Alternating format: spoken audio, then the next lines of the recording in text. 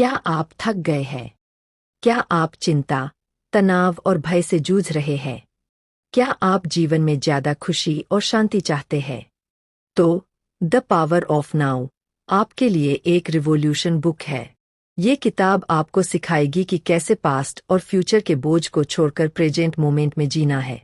अपने विचारों और भावनाओं को पहचानकर आप अपना जीवन बदल सकते हैं। कहानी की शुरुआत एक ऐसे समय से होती है जब लेखक एखर्ट टोले अपने जीवन से बिल्कुल परेशान थे। वह अपनी जिंदगी में बिल्कुल खुश नहीं थे और इमोशनली डिप्रेस्ड थे। लेकिन फिर एक दिन उनके अंदर एक बड़ा बदलाव आए। उन्हें एहसास हुआ कि भविष्य और अतीत सब माया है, असली तो केवल वर्तमान है। और यही समझ उन्हें जीवन में शांति और खुशी का एहसास दिलाती है। चैप्टर 1 आप अपना मन नहीं है। लेखक हमें एक नया नजरिया देते हैं।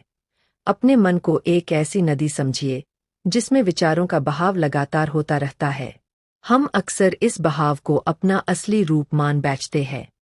लेकिन लेखक हमें इस सोच को चुनौती देने के लिए कहते हैं। वह हमें यह समझाते हैं कि हम सिर्फ अपने विचारों के साथ नहीं हैं, बल्कि हम वह अवेयरनेस है जो इन विचारों को देखती है। कल्पना कीजिए, आप एक नदी के किनारे बैठे हैं और पानी के बहाव को देख रहे हैं। आप पानी नहीं है, आप वही व्यक्ति है जो इसे देख रहे हैं। यही वह अंतर है जिसे समझना हमें खुद की सच्ची पहचान को जानने में मदद करता है। मन एक टूल है, जैसे रेडियो जो निरंतर विचार, यादें और चिंताएं ब्रॉडकास्ट करता रहता है। लेकिन आप वही है जो उस रेडियो को ट्यून करते हैं और यह तय करते हैं कि कौन सा स्टेशन सुनना है। सीधी सी बात यह है कि आपका मन अलग चीज है और असल में आप कुछ और है। जब आप इस अंतर को समझते हैं तो आपको यह एहसास होता है कि अतीत और भविष्य केवल भ्रम है, असलियत सिर्फ वर्तमान है। और यही वह मोमेंट है जिसमें आप असल में जी रहे होते हैं। अब एक गहरी सांस लीजिए। महसूस करें कि हवा आपके फेफड़ों में आ रही है।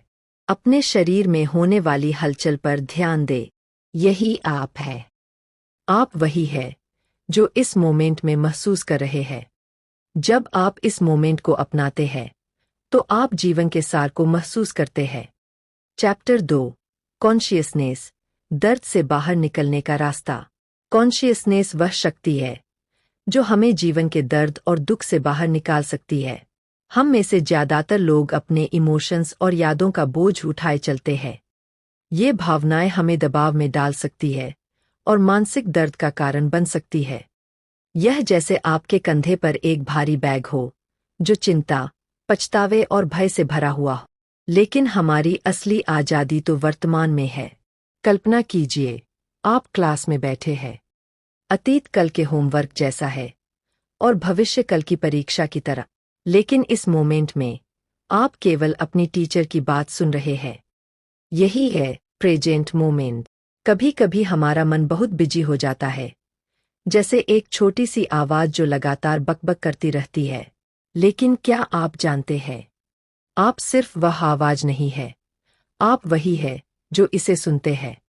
यह जैसे आप आकाश में बादल देख रहे हैं। आपके विचार भी उन बादलों की तरह होते हैं, कभी आते हैं, कभी चले जाते हैं। लेकिन आप वही है जो उन्हें देख रहे हैं। इसमें ही सच्ची शांति और खुशी की चाबी छुपी हुई है। वे विचार आते हैं और चले जाते हैं, लेकिन आपको उन्हें पकड़ने की जरूरत नहीं है। अपने मन को एक पुराने गाने बजाने वाले रेडियो की तरह सोचें जो हमेशा अतीत के बारे में बात करता है या भविष्य के बारे में चिंता करता है। लेकिन यहाँ असली सीक्रेट यह है कि आप वह रेडियो नहीं है, आप वही है जो इसे बंद कर सकते हैं और अपने जीवन का पूरा आनंद ले सकते हैं।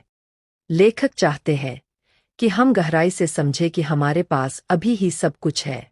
अतीत जा चुका है और भविष्य अभी तक नहीं आया है। इसलिए जब आप दोपहर का खाना खा रहे हैं तो हर टुकड़े का स्वाद महसूस करें। जब आप खेल रहे हैं तो अपने पैरों के नीचे घास को महसूस करें। यही असली जीवन है। जब हम प्रेजेंट मोमेंट का सम्मान करते हैं और उसे स्वीकार करते हैं तो हम दर्द और पीड़ा से मुक्त हो जाते हैं। यह एक अंधेरे कमरे से बाहर सूरज की रोशनी में कदम रखने जैसा है। हल्का और खुश महसूस करने की कोशिश करें। Chapter 3 moving deep into the now. कल्पना कीजिए, आप एक शांत कमरे में बैठे हैं। हवा शांत महसूस होती है और आपका मन कुछ पल के लिए अपनी सामान्य बकबक से मुक्त हो जाता है। आप न तो अतीत के बारे में सोच रहे हैं और न ही भविष्य के बारे में चिंता कर रहे हैं। इसके बजाय आप प्रेजेंट मोमेंट में पूरी तरह से डूबे हुए हैं। इस चैप्टर में हम इसी बारे में सीखते हैं कि कैसे हम पावर ऑफ नाउ को अपनी जिंदगी में ला सकते हैं। इसके लिए सबसे अच्छी तकनीक माइंडफुलनेस है। माइंडफुलनेस का मतलब है अपने आसपास की हर चीज से अवेयर रहना और शांत रहना। लेखक बताते हैं कि हम रोजमर्रा की छोटी छोटी चीजों पर ध्यान देकर अपने इनर पीस को पा सकते हैं, जैसे वॉकिंग, टॉकिंग, ईटिंग और ब्रीदिंग। यह सारी चीजें हम हर दिन करते हैं और इन्हीं पर ध्यान देने से हम अपनी लाइफ में ज्यादा शांति और खुशी पा सकते हैं। Chapter 4 don't live in past and future. आपने बहुत से लोग देखे होंगे जो हमेशा अतीत के बारे में सोचते रहते हैं। वे कहते हैं, काश मैंने उस दिन ऐसा नहीं किया होता तो क्या होता। वही कुछ लोग भविष्य के बारे में हमेशा चिंतित रहते हैं। वे सोचते हैं, क्या होगा अगर मुझे अच्छा जॉब नहीं मिलेगा। लेकिन क्या आपको लगता है कि पछताए जाने से किसी समस्या का समाधान हो सकता है? मान लीजिए कोई छात्र रिजल्ट आने के बाद रो रहा है, तो क्या इससे वह फिर से पास हो पाएगा? नहीं। न तो वह पछतावा उसे आगे बढ़ने में मदद करेगा और न ही दुख से बाहर निकालेगा। इसीलिए हमें अतीत और भविष्य की टेंशन को छोड़कर अभी में जीना चाहिए, क्योंकि यही हमें असली जीवन जीने का मौका देता है।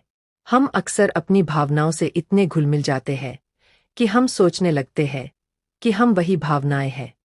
इससे तनाव, बेचैनी और दुख पैदा होता है। लेखक हमें बताते हैं कि भावनाओं को बिना किसी निर्णय के देखें और उनका अनुभव करें, यह जानते हुए कि वे अस्थायी है और आप उनसे अलग हैं। हमारे विचार हमें हमेशा घेरे रखते हैं। हम उनके साथ इतने जुड़ जाते हैं कि वे हमें प्रेजेंट मोमेंट से दूर ले जाते हैं। लेकिन अगर हम ऑब्जर्वर ऑफ माइंड बनकर सोचें, तो हमें इन विचारों को आने और जाने देने की आदत डालनी चाहिए, बिना किसी ऑब्सेशन के। प्रेजेंट मोमेंट में अवेयरनेस से जीने का मतलब है असली शांति और खुशी का अनुभव करना। लेखक हमें कई एक्सरसाइजेस का सुझाव देते हैं, जैसे कि ब्रीथिंग पर ध्यान देना और प्रेजेंट मोमेंट में होने वाली चीजों का निरीक्षण करना। यह हमें वर्तमान में वापस लाने और अशांति को दूर करने में मदद करता है। Chapter 5 the state of presence. हम अक्सर सोचते हैं कि प्रेजेंस यानी भविष्य की किसी घटना का इंतजार करना या किसी एक्टिविटी में एक्टिव रहना। लेकिन लेखक बताते हैं कि सच्ची प्रेजेंस इससे कहीं ज्यादा गहरी है। यह केवल एक स्थिति नहीं है, बल्कि एक गहरी आंतरिक स्थिति है जो हमें जीवन के हर पल को पूरी तरह से महसूस करने की शक्ति देती है। प्रेजेंट मोमेंट में पूरी तरह से अवेयर होने और इसमें पूरी तरह से डूब जाने की अवस्था है।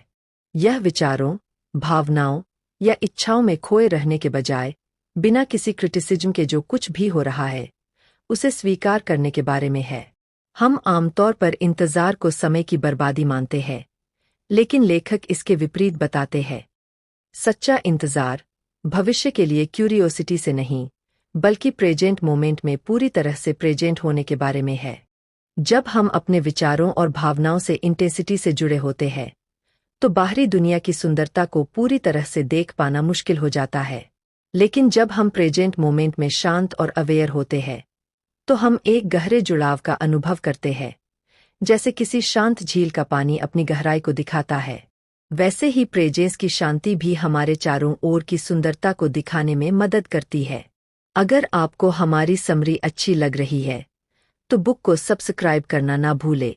दोस्तों, अगर आपको हमारी वीडियो पसंद आ रही है और आप हमें सपोर्ट करना चाहते हैं, तो आप हमारी मेंबरशिप भी खरीद सकते हैं। लेखक बताते हैं कि प्रेजेंस के हाईएस्ट लेवल पर हम केवल अहंकार के विचारों और भावनाओं का अनुभव नहीं करते, बल्कि हम शुद्ध कॉन्शियसनेस का अनुभव करते हैं। यह हमारी असली प्रकृति का अनुभव है, जो शाश्वत और आनंद का स्रोत है। कुछ लोग ईसा मसीह को एक ऐतिहासिक व्यक्ति के रूप में देखते हैं, जबकि कुछ उन्हें एक प्रतीक के रूप में। लेखक बताते हैं कि ईसा मसीह वास्तव में हमारी डिवाइन प्रेजेंस का ही दूसरा नाम है। महत्वपूर्ण बात यह है कि प्रेजेंस प्रैक्टिस से विकसित होने वाली कोई चीज नहीं है। गहरी सांस लेने, ध्यान करने और प्रेजेंट मोमेंट में अपने आप को लाने के लिए छोटे छोटे कदम उठाकर आप इसकी यात्रा शुरू कर सकते हैं। Chapter 6 the inner body. लेखक हमें नाव की शक्ति से परे ले जाते हैं और हमारे भीतर मौजूद गहरे सत्य को बताते हैं। हमारी इंटरनल बॉडी, जो हमारा सबसे गहरा और सच्चा स्वरूप है, वह हमें यह बताती है कि कैसे हम शब्दों और विचारों से परे जाकर उस अदृश्य वास्तविकता का अनुभव कर सकते हैं जो हमारे अस्तित्व का सार है।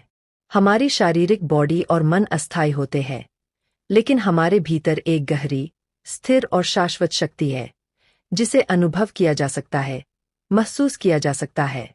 गहरी सांस लेने, शांत संगीत सुनने और प्रकृति में समय बिताने जैसी एक्टिविटी से आप अपनी इंटरनल बॉडी से जुड़ सकते हैं। इंटरनल बॉडी का अनुभव हमारे जीवन में गहरा परिवर्तन ला सकता है। इससे हमें अधिक शांति, आनंद और जीवन शक्ति का अनुभव होता है। अपनी इंटरनल बॉडी से जुड़ने से पहले अतीत के बोझ को दूर करना जरूरी है। क्षमा करना, अतीत को जाने देना और प्रेजेंट में पूरी तरह से प्रेजेंट होने का रास्ता है। अपने भीतर गहराई में उतरें। वहाँ शब्दों और विचारों से परे एक शांत और शाश्वत जगह मौजूद है। यही आपकी इंटरनल बॉडी है। इसे महसूस करने की कोशिश करें। इसकी ऊर्जा को अपने भीतर बहने दे। Chapter 7 portals into the unmanifested. यह वो दरवाजे हैं जो हमें मन की बाउंड्रीज से परे ले जाते हैं और गहरी प्रेजेंस और जागरूकता का अनुभव कराते हैं। अनमैनिफेस्टेड का मतलब है वह शाश्वत, रूपहीन कॉन्शियसनेस जिसे शब्दों से समझाना मुश्किल है। यह किताब विभिन्न दरवाजों के बारे में बात करती है जो हमें अनमैनिफेस्टेड तक पहुंचने में मदद कर सकते हैं, जैसे कनेक्शन विद नेचर, नेचर की सुंदरता को गहराई से महसूस करना, माइंड को ऑब्जर्व करना, अपने विचारों और भावनाओं को बिना किसी आत्मन्याय के देखना, और बॉडी अवेयरनेस, अपने शारीरिक संवेदनाओं के प्रति जागरूक होना। इन पद्धतियों से हम अपनी सोच और अस्तित्व को नए दृष्टिकोण से देख सकते हैं और अपनी असली, शाश्वत प्रकृति को समझ सकते हैं। Chapter 8 inline relationships. कोई फर्क नहीं पड़ता कि आपका रिश्ता कैसा है, अगर आप प्रेजेंट में पूरी तरह से मौजूद रहते हैं तो आप उसे बदल सकते हैं। प्रेजेंट मोमेंट में ध्यान लगाना, अतीत के बोझ या भविष्य की चिंताओं से मुक्त होकर रिश्तों में शांति और प्रेम ला सकता है। जब रिश्ते प्यार और नफरत के चक्र में फंस जाते हैं तो वे दर्द दे सकते हैं, लेकिन इस चक्र से बाहर निकलने के लिए आपको अपनी आंतरिक शांति लानी होगी और बिना शर्त प्यार करना होगा। हम अक्सर रिश्तों में अपनी अपूर्णता को पूरा करने की कोशिश करते हैं, जो कि एक लत बन जाता है। इससे छुटकारा पाने के लिए आपको अपनी आंतरिक पूर्णता का अनुभव करना होगा। कॉन्शियस प्रेजेंस के साथ रिश्ते निभाना आत्मज्ञान का मार्ग है। दूसरों को बदलने की कोशिश छोड़े और खुद को बदलने पर ध्यान दे। कंपैशन और एक्सेप्टेंस से रिश्तों को बढ़ाए। लेखक का मानना है कि महिलाएं पुरुषों से ज्यादा भावनात्मक रूप से जुड़ी होती है, जिससे उन्हें आत्मज्ञान का रास्ता अधिक आसान लगता है। पुस्तक में सामाजिक और सांस्कृतिक कारणों से महिलाओं में उत्पन्न होने वाली मास सफरिंग का उल्लेख है। इससे बाहर निकलने के लिए महिलाओं को खुद को और एक दूसरे को स्वीकार और क्षमा करना होगा। लेखक यह नहीं कह रहे कि लोगों से दूर हो जाएं, बल्कि वह अपने अहंकार से रिश्ते तोड़ने की बात कर रहे हैं। अपने आप को बिना शर्त स्वीकार करें और दूसरों से बिना किसी उम्मीद के जुड़े। अपने रिश्तों को सुधारने के लिए प्रेजेंट में जिएं, शांति पाएं और बिना शर्त प्यार करें। रिश्तों को अपनी अपूर्णता को पूरा करने का तरीका न बनाएं, बल्कि आत्मज्ञान के मार्ग के रूप में देखें। Chapter 9 beyond happiness and unhappiness. लेखक हमें सुख और दुख से परे शांति की ओर ले जाते हैं। वे जीवन और अस्तित्व के गहरे सत्य को उजागर करते हैं कि सुख और दुख केवल अस्थायी भावनाएं हैं। असली शांति हमारे भीतर है। अच्छे और बुरे से ऊपर उठकर द्वैत को पार करते हुए हमें जीवन के उच्च उद्देश्य को समझना होगा, जो हमारे व्यक्तिगत हितों से परे है। लेखक बताते हैं कि हमें अपने जीवन की मानसिक कहानियों और नाटकों से खुद को अलग करना होगा। प्रेजेंट में प्रेजेंट रहें और अस्थिरता को स्वीकार करें, क्योंकि सभी चीजें बदलती है। इस सत्य को स्वीकार कर हमें जीवन की धारा में बहते रहना चाहिए। नेगेटिविटी को पहचानें, उससे सीखें और फिर उसे छोड़ दें। कंपैशन केवल दया से ज्यादा है। यह एक गहरा जुड़ाव और समझ है जो हमें अलग अलग वास्तविकताओं के प्रति सहानुभूति प्रदान करता है। प्रेजेंट मोमेंट में कंपैशन का अनुभव करना जीवन को और भी अधिक शांत और सामंजस्यपूर्ण बना सकता है। Chapter 10 the meaning of surrender.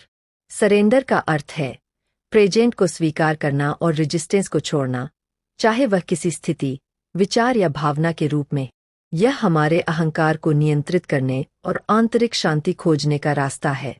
Mind से लेकर स्पिरिचुअल एनर्जी तक, सरेंडर हमें मानसिक अशांति से बाहर लेकर शांति और स्थिरता की ओर ले जाता है। रिलेशनशिप्स में भी सरेंडर जरूरी है। इसका मतलब यह नहीं है कि हम दूसरों को बदलने की कोशिश करें, बल्कि उन्हें उनके रूप में स्वीकार करें और अपनी प्रतिक्रियाओं का चुनाव करें। Transforming illness into knowledge. बीमारी को आंतरिक परिवर्तन और ज्ञान के अवसर के रूप में देखा जा सकता है। सरेंडर से हम बीमारी को दर्द से मुक्ति और शांति का दरवाजा बना सकते हैं। फाइंडिंग पीस इन सोरो। दुख को रिजेक्ट करने या उससे लड़ने के बजाय उसे स्वीकार करना और गहराई से अनुभव करना हमें उससे मुक्त करता है। सरेंडर से दुख को शांति और कंपैशन का स्रोत बनाया जा सकता है। Power to choose. हमारे पास हमेशा यह ताकत होती है कि हम किसी स्थिति के लिए अपनी प्रतिक्रिया चुन सकें, चाहे वह कितनी भी कठिन क्यों न हो। सरेंडर का मतलब निष्क्रियता नहीं है, बल्कि अवेयरनेस और एक्सेप्टेंस के साथ जीने का विकल्प है। जीवन के प्रवाह का विरोध करने के बजाय उसके साथ बहने का साहस करना ही सच्चा सरेंडर है। यह आपको आंतरिक शांति, स्पष्टता और जीवन की चुनौतियों का सामना करने के लिए नई ताकत देगा। याद रखें, आप हमेशा पावर टू चूज रखते हैं। अब चुने कि प्रेजेंट मोमेंट को गले लगाए और सरेंडर के रास्ते पर चले। कमेंट करके बताएं कि आपको यह बुक समरी कैसी लगी। धन्यवाद।